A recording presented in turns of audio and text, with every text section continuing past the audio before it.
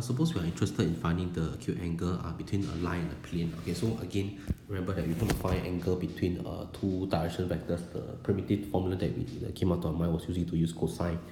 Okay, so if we were to let a so-called alpha denote the angle between the direction vector m of the line and the normal vector n of the line, right?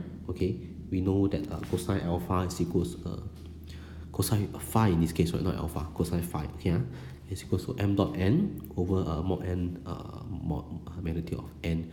So what do we mean? Let's say we look at this from the side view. Let's say if I give you, for example, a plane, and we are going to look at it from the side. Okay, let's say this is the plane. Example, the plane r dot n equals to d. We're just looking at it from the cross section. And for the plane, right, there will definitely be a normal vector, right? So there'll be a normal vector. Okay, let's say I just draw a normal vector, maybe n, right? And there's another line. Okay, so there's another line here. This line here, okay, basically it will be r, which is equals to a plus lambda m. Okay, where lambda is real. So if we want to find the angle between, maybe let's look at this angle, for example. Let's call it phi. Okay, so one way to calculate the angle, we know that if it's a between, this is a between two vectors, right? I mean, we can basically use the direction vector here and use the direction vector here. Okay, so definitely we can assume that take the modulus of this. Okay, we can say, I mean, definitely the direction vector, we can say that cosine of phi can be equals to m dot n over mod n mod m. Okay, so I mean, we can definitely do that. I mean, of course, we take the modulus of this. But is that the angle we are looking at? That's actually not the angle that we are looking at, right? The angle that we are keen to know is the angle between the line, right? The line, which is over here, as well as the plane. So the angle that we are actually keen is over here. The angle that we are keen to look at is probably over here, which is let's call this theta. Okay, but so now if you think about it, right? Let's say you are looking at this right angle triangle. We're looking at a right angle triangle, right? Okay, and using your secondary school trigonometry, right? Okay, you notice that how theta and phi are related is that theta is actually the same as so-called 90 degree minus phi, right? Make sense? Okay, so it's actually equals to 90 degree minus phi. Okay, so this means that if so-called we have, if given back into using this formula, if cosine phi is m dot n over so-called mod n for our case, then cosine phi, right, can actually be written as so-called cosine phi is actually equals to sine of 90 degree. It's actually equals to sine of 90 degree minus phi as well, right? Right?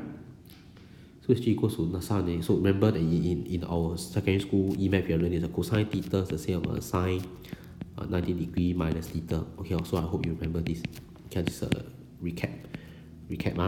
Okay, so you need this. And since sine 90 minus phi is just equals to theta, this means that we can actually combine these two. And I tell you that sine theta, where theta is the angle between the line and the plane, can be represented by taking the modulus of m dot n over mod n mod n. Okay, can? So this is a general idea because we use basically the right angle triangle. Okay, let me go to the next part. Okay, this is basically what happened in notes next is just a reiteration of what I've said. Looking at this right angle triangle, if this is, we are going to find a phi, right? We basically can use the direction vector, which is m, as well as n. Okay, so regardless of the direction, what we do is we take the magnitude. Okay, we can take the magnitude, and here you can see the theta here basically is sine of 90 minus phi. Okay, this theta is equals to 90 degree minus phi. Alright, looking at case 2, similarly you get same direction. I mean, this is the theta, this is phi, sorry.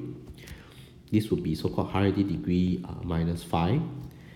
Okay, and this would be 90 degree minusing this.